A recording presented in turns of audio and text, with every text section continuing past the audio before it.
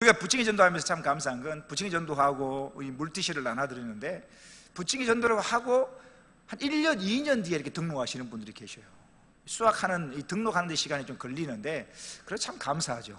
하나님이, 그죠? 부침개 전도를 통하여 찬양교회를 기억하게 하시고 교회를 가시되 꼭 이 찬양교회 등록하셔서 함께 신앙생활을 할 수 있도록 은혜 베풀어 주셔서 너무 감사합니다. 오늘 또 우리 많은 분들이 헌신해 주셔서 감사하고 특별히 또 오늘부터 날씨가 더워서 1시 반에 하는 전도를 3시로 미뤘습니다. 3시로 미루니까 또 은혜더라고요. 1시 반에 하면 잠깐 오셔서 전도하고 또 출근하시는 분들이 계시는데 그분들이 3시에 전도를 못해. 좀 안타깝다, 좀 몇 분이 빠지셔서 안타깝다라고 했는데 웬걸요? 3시에 하니까 오히려 1시 반에는 못 오시는 분이 또 3시에는 오실 수 있더라고요. 일을 일찍 마치시고 한 4시쯤 5시쯤 퇴근하시는 게 들러서 같이 전도도 하시고, 이게 또 하나님 참 놀랍죠. 빠지시는 수만큼 또 채워주시더라고요. 그래서 오늘 너무나 기쁘고 즐거운 마음으로 전도를 한 것 같습니다. 우리 나이든 우리 연세가 있는 우리 권사님들이 헌신해 주셔서 감사합니다. 이 텐트를 이제 우리가 3시 때 되면 제가 여러분들이 궁금해 하실까봐, 부침개 전도가 궁금해 하시죠? 그래서 제가 지금 보고를 드리는 겁니다. 금요일마다 꼭 이렇게 보고를 드리잖아요. 친절하게. 그죠? 오늘 또 부침개 전도를 이제 3시에 하니까 한 2시 반, 2시 40분쯤 돼서 이게 세팅을 하고 준비를 하거든요. 교육자분들이 이게 차에 싣고 팥빙수가 늘어가니까 이 팥빙수 기계 큰 게 자리를 차지하니까 이야, 짐을 실는데요, 스타렉스에 한 차에 가득 실려, 가득.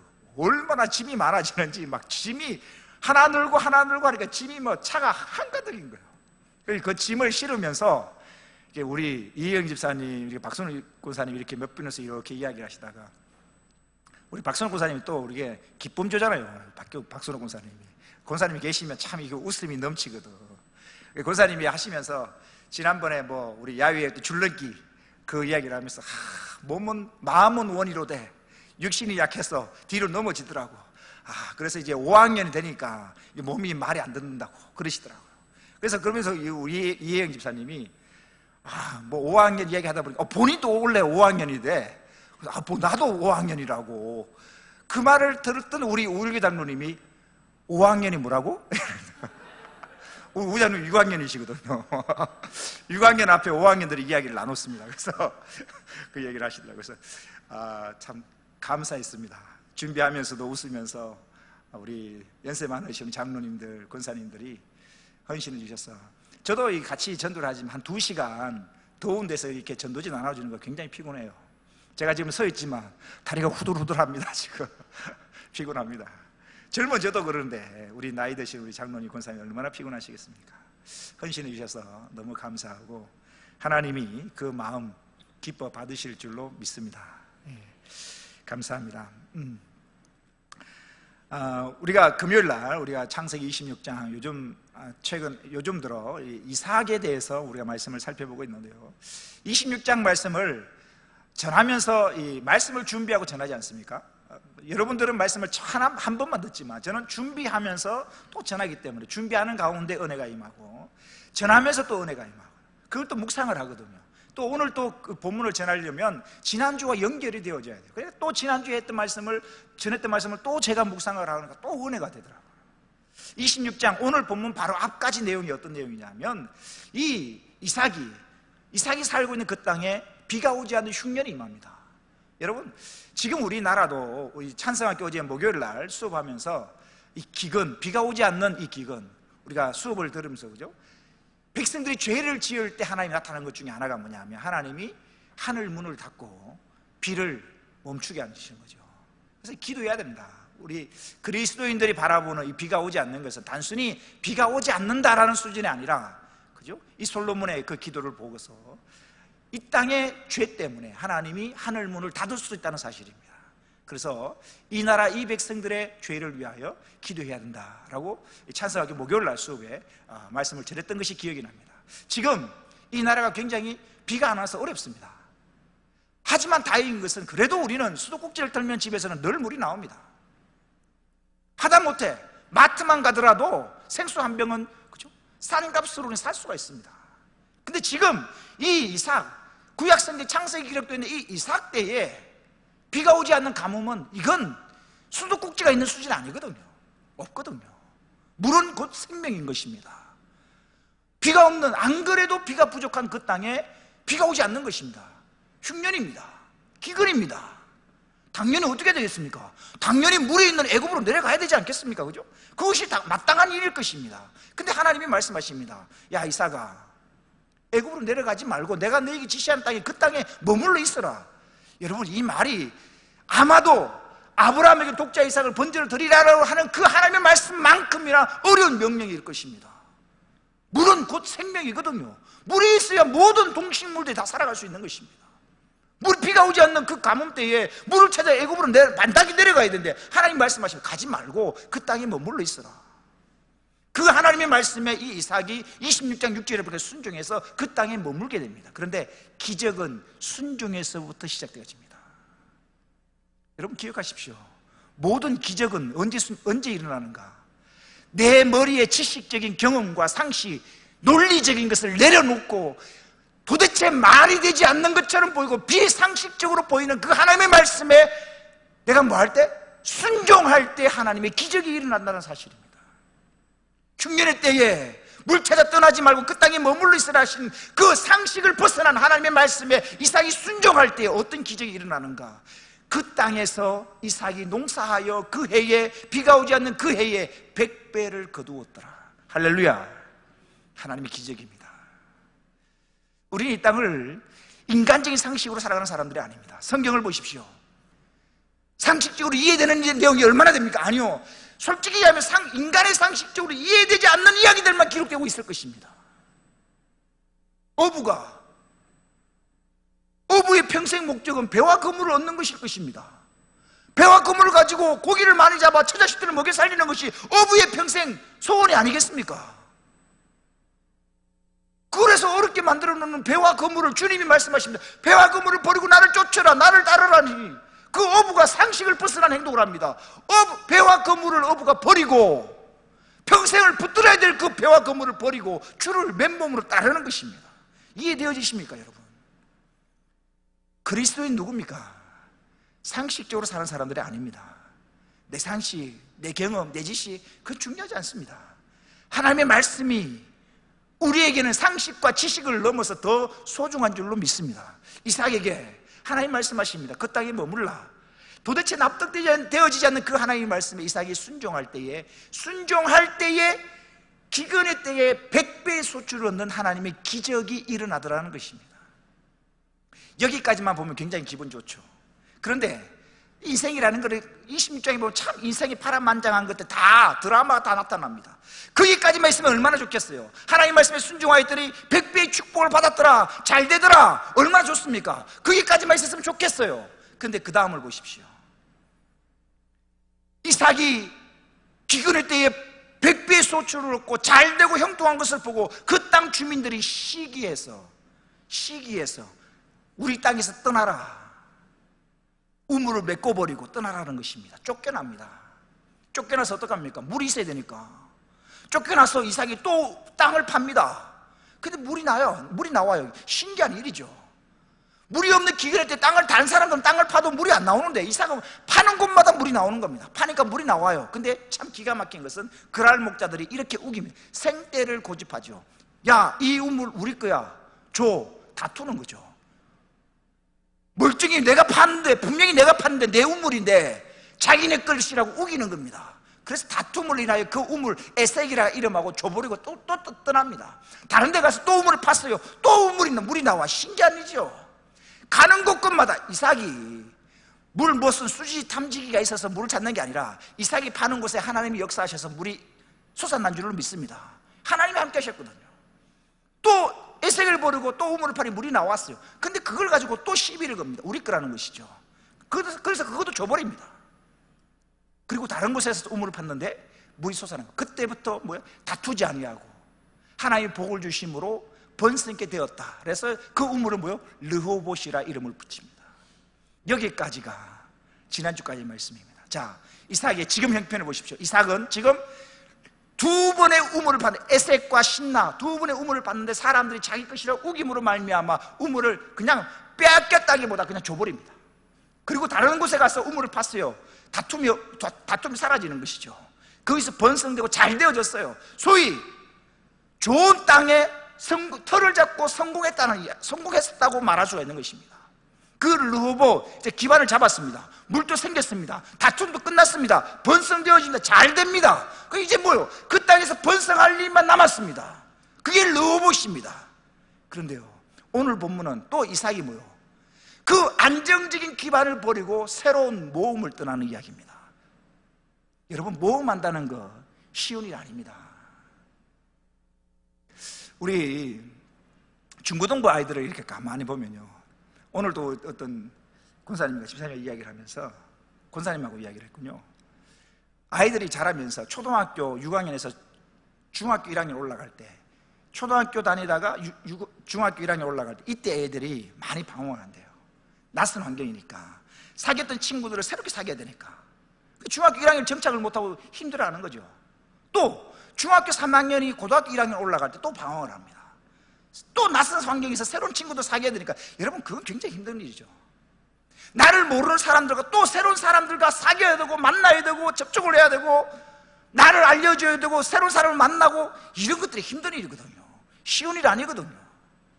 이삭 보십시오. 르호보스의 우물을 얻었습니다. 그 우물에서 이제 번성할, 지금 잘 되고 있어요. 떠날 이유가 없습니다. 이제 시비를 걸어오는 사람도 없어요.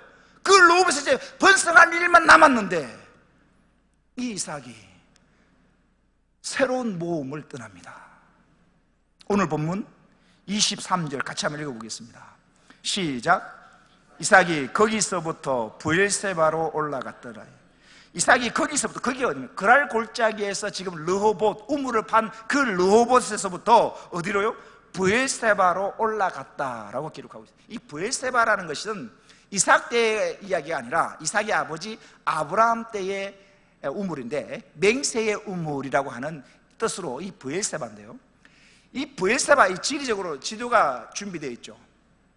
지도를 한번 볼까요? 지금 빔이 없죠. 여러분, 그랄, 저 왼쪽에 그랄 있고 그랄 골짜기 보이십니까? 찾으셨습니까? 지금 이삭이 어딨냐면 그랄 골짜기에 있습니다. 그랄 골짜기. 저 그랄 골짜기에서 숫자 5번을 따라 내려가면 브엘세바 쪽입니다. 브엘세바.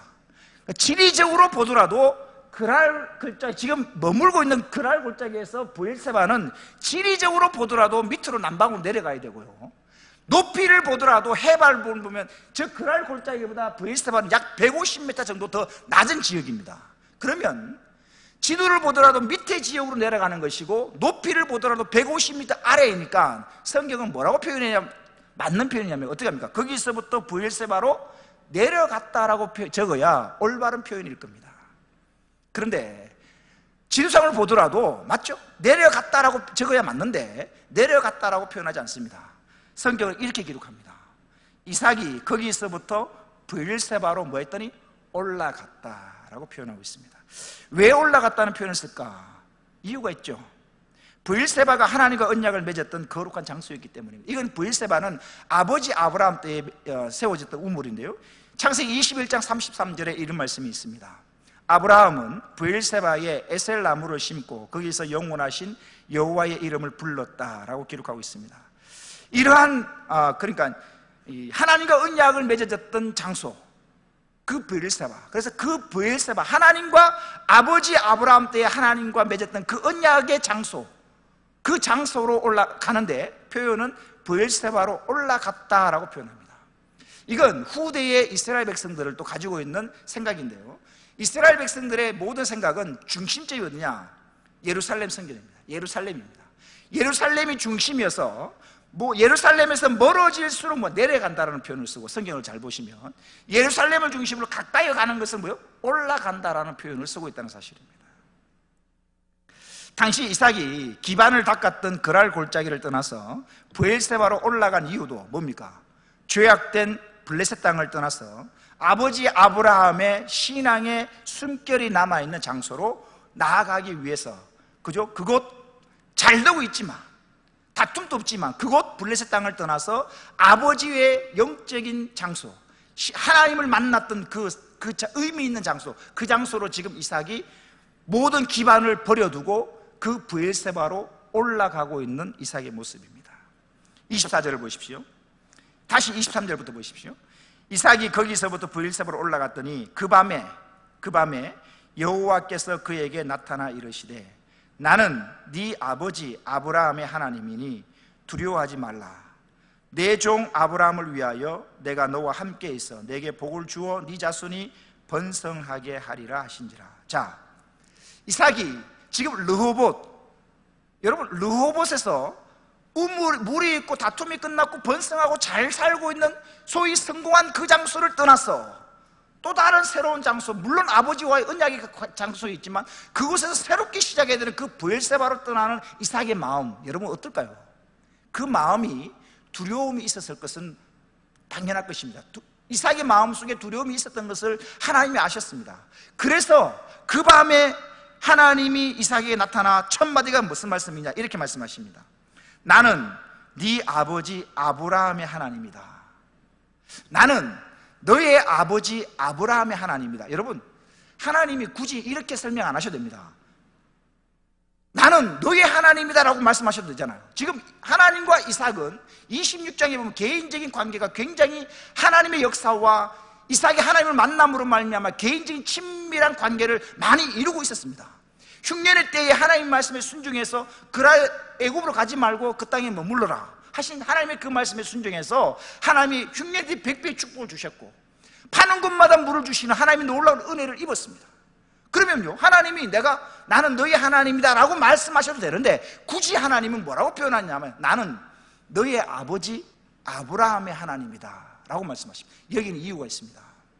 이거는 하나님께서 너의 아버지 아브라함과 맺은 언약의 관계 때문에 내가 너의 아버지 아브라함과 맺은 언약이 있기 때문에 그 언약 때문에 내가 너와 함께하고 내가 너의 아버지에게 약속한 그 축복을 내가 이루어준다는 아버지 아브라함과 하신 언약을 지금 생각나게 하고 언약을 기억나게 하려고 지금 하나님 이삭에게 말씀하십니다.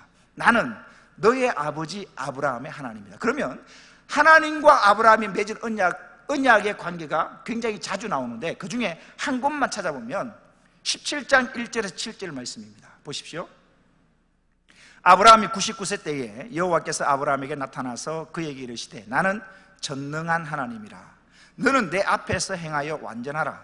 내가 내 언약을 나와 너 사이에 두어 너를 크게 번성하게 하리라 하시니 아브라함이 엎드렸더니 하나님이 또 그에게 말씀하여 이르시되 보라 내 언약이 너와 함께 있으니 너는 여러 민족의 아버지가 될지라. 이제 후로는 네 이름을 아브라함이라 하지 아니하고 아브라함이라 하리니 이는 내가 너를 여러 민족의 아버지가 되게 함이니라. 내가 너로 심히 번성하게 하리니 내가 네게서 민족들이 나게 하며 왕들이 네게로부터 나오리라. 내가 내 언약을 7절 보십시오. 나와 너 및 너의 대대 후손 사이에 세워서 영원한 언약을 삼고 너와 네 후손의 하나님이 되리라. 하나님이 이삭의 아버지 아브라함에게 하나님의 맺으신 언약입니다. 그러니까 즉 다시 나는 너의 하나님이다라고 말씀하셔도 되는데 굳이 하나님은 지금 이삭에게 나타나셔서 26장에 많은 기적을 베풀어 주셨던 그 하나님이 하나님 자신을 소개하는데 나는 너의 아버지 아브라함의 하나님이다 라고 말씀하신 데는 크게 두 가지 의미가 있습니다. 하나는 아브라함은 죽고 없습니다. 언약을 맺었던 당사자인 하나님, 언약은 두 사람이 당사자가 맺는데 하나님과 아브라함이 맺은 그 언약에서 아브라함은 죽고 없는데 지금 하나님은 영원히 살아계신 하나님입니다. 아브라함은 언약을 맺었던 아브라함은 인간은 유한한 거거든요. 언약을 맺었지만 죽을 수밖에 없어요. 죽고 없지만 나는 살아있다는 것이죠. 하지만 하나님이 맺으신 그 언약은 아브라함은 죽고 없을지라도 그 언약은 하나님이 맺으신 언약은 하나님이 신실하셔서 반드시 지키신다는 것을 나타내는 것입니다. 그래서 이삭에게 나타나서 말씀하십니다. 나는 너의 아버지 아브라함의 하나님이다. 그 다음 보십시오. 나는 24절 오늘 본문 다시 한번 보시면 그 밤에 여호와께서 그에게 나타나 이르시되 나는 네 아버지 아브라함의 하나님이니 그 다음 두려워하지 말라. 두려워하지 말라. 지금 하나님이 이삭에게 두려워하지 말라라고 말씀하신 데는 왜 그러셨을까요? 이삭이 지금 뭐하고 있다? 이삭이 두려워하고 있음을 하나님이 아셨던 것입니다. 이 두려워하고 있는 그 마음을 하나님이 아시고는 말씀하십니다. 두려워하지 말아라. 두려울 수밖에요. 우물을 2번이나 팠는데 빼앗긴 경험이 있고요. 지금 그나마 르봇이라는 우물을 파서 다투면 끝났고 번성하고 있는데 새로운 곳을 향하여 떠나야 되는 그 모험을 떠나야 되는 그 상황 속에서 당연히 이삭의 마음에는 두려움이 들었을 것입니다. 그 두려워하는 마음을 하나님이 아시고는 말씀하십니다. 두려워하지 말라. 이 두려워하지 말라 하신 이 말씀은 아브라함에게도 하셨던 말씀입니다. 아브라함이 북방의 여러 왕들과 싸운 후에도 불안에 떨고 있던 아브라함을 하나님이 두려워하지 말라라고 위로해 주신 적이 있습니다. 볼까요? 같이 한번 읽어보십시다. 창세기 15장 1절입니다. 시작. 이후에 여호와의 말씀이 환상 중에 아브라함에게 임하여 이르시되 아브라함아 두려워하지 말라. 나는 내 방패요 너의 지극히 큰 상급이니라. 자 보십시오. 아브라함이 북방 여러 민족들과 전쟁을 한 다음에 불안에 떨고 있습니다. 그 불안해하는 아브라함의 마음을 아신 하나님이 말씀하십니다. 두려워하지 말아라. 지금 이삭에게 르봇 우물을 떠나서 새로운 곳을 향해 떠나는 그 이삭의 마음, 불안한 마음을 하나님이 아셨던 하나님이 말씀하십니다. 두려워하지 말아라. 여러분 곳곳에 보면 이런 하나님의 말씀, 위로의 말씀이 많이 나오는데 또 하나 찾아보면 여호수아입니다. 여호수아. 모세의 후계자 여호수아. 모세는 죽고 없고 이제 가나안 땅에 들어가야 되는데, 가나안 땅에 전쟁하러 들어가야 되는데, 여러분 생각해 보십시오. 우리는 지금 광야에서 오합지졸 같은 백성이거든요. 변변치 않은 무기 하나 없거든요. 근데 가나안 땅에 지금 전쟁하러 들어가야 된단 말이죠. 전쟁은 죽느냐 사느냐의 문제입니다. 전쟁을 앞에 둔 여호수아, 믿고 따랐던 지도자 모세는 죽고 없고 이 그 원망하고 불평하는 그 백성들을 이끌고 전쟁을 해야 되는 이 여호수아의 마음이 얼마나 두려웠겠습니까? 그 두려워하는 여호수아의 마음을 아셨던 하나님이 이렇게 말씀하십니다. 같이 읽어보겠습니다. 여호수아 1장 9절입니다. 시작. 내가 내게 명령한 것이 아니냐. 강하고 담대하라. 두려워하지 말며 놀라지 말라. 네가 어디로 가든지 너의 하나님 여호와가 너와 함께 하느니라 하시니라. 두려워하는 여호수아의 마음을 하나님이 아셨습니다. 그리고는 말씀하십니다. 강하고 담대하라. 두려워하지 말아라. 네가 어디를 가든지 내가 너와 함께 할 것이다. 아브라함도 이삭도 여호수아도 두려워하게 됩니다. 낯선 환경, 새로운 환경, 문제 앞에서 그들도 육체를 가진 자였기 때문에 믿음의 사람이었지만 낯선 환경과 어떤 문제 앞에서 그들도 내심 두려워하고 있었다는 사실입니다. 두려워하는 아브라함, 이삭, 여호수아를 하나님은 나무라지 아니하시고 그때마다 두려워하지 말라라고 힘과 위로를 주시는 하나님의 모습을 발견할 수 있습니다. 사랑하는 성도 여러분, 우리 역시도 이 세상을 살아가면서 내 계획대로 되지 않거나 또는 예상하지 못한 일들을 만날 수 있게 되고 그럴 때마다 두려운 마음이 생길 수도 있을 것입니다. 혹시 지금 이 순간, 예배드리는 이 순간 성도님들 가운데 어떠한 일로 인하여 염려하거나 두려워하는 분이 계실지도 모릅니다. 그렇다면 오늘 이 밤에 두려워하지 말라 하신 하나님의 음성이 들려지기를 주의 이름으로 축원합니다. 문제보다 크신 하나님, 내 힘으로는 도저히 해결할 수 없을 것 같은 그 일도 너무나 쉽게 해결하시는 하나님이 말씀하십니다. 두려워하지 말아라. 그러면 하나님께서 왜 두려워하지 말라고 말씀하시는가? 왜 문제를, 낯선 환경을 보고 문제 앞에서 두려워하지 않아도 되는 이유를 하나님이 말씀하십니다. 오늘 본문 다시 24절을 보십시오. 그 밤에 여호와께서 그에게 나타나 이르시되 나는 너의 아버지 아브라함의 하나님이니 두려워하지 말라. 내 종 아브라함을 위하여 내가 너와 어떻게 해요? 내가 너와 함께 있어 너에게 복을 주어 네 자손이 번성하게 하리라. 안정된 기반을 다 버리고 다른 곳으로 이사를 간다는 것은 또 하나의 도전이고 모험일 것입니다. 그래서 르호봇을 떠나 브엘세바로 가는 이삭은 두려워했던 것입니다. 두려워하고 있는 이삭의 마음을 아셨던 하나님께서 말씀하십니다. 두려워하지 말아라. 두려워하지 않아도 되는 이유를 하나님이 친히 말씀하십니다. 그것은 아브라함과 언약을 맺으셨던 그 하나님이 내가 너와 함께 할 것이다라고 약속해 주고 계신다는 사실입니다. 함께 한다는 것은 단 한순간도 떨어져 있지 않고 늘 함께 하신다는 이야기입니다. 사랑하는 성도 여러분, 우리가 어떤 형편에 놓여 있든지 간에 어떤 문제를 만나든지 간에 두려워하지 않아도 되는 이유는 문제의 해결자이신 하나님이 우리와 함께 하시기 때문입니다. 두려워하지 말라, 내가 너와 함께 한다라는 이 말씀은 하나님께서 이사야를 통하여 주신 말씀이기도 합니다. 너무나 유명한 말씀이기도 하죠. 이사야 41장 10절 말씀 같이 읽어보겠습니다. 시작. 두려워하지 말라, 내가 너와 함께함이라. 놀라지 말라, 나는 내 하나님이 됨이라. 내가 너를 굳세게 하리라. 참으로 너를 도와주리라. 참으로 나의 의로운 오른손으로 너를 붙들리라. 내가 너와 함께한다 하신, 약속해 주신 이 하나님의 약속의 말씀을 붙드시고 어떤 상황이 있든지 어떤 문제 앞에 서든지 두려워하지 마시고 믿음으로 이겨내실 수 있는 저와 여러분 되시기를 주의 이름으로 축원합니다. 근데 24절에서 또 하나 더 중요한 말씀이 있습니다. 다시 24절 오늘 본문 말씀을 보십시오. 그 밤에 여호와께서 그의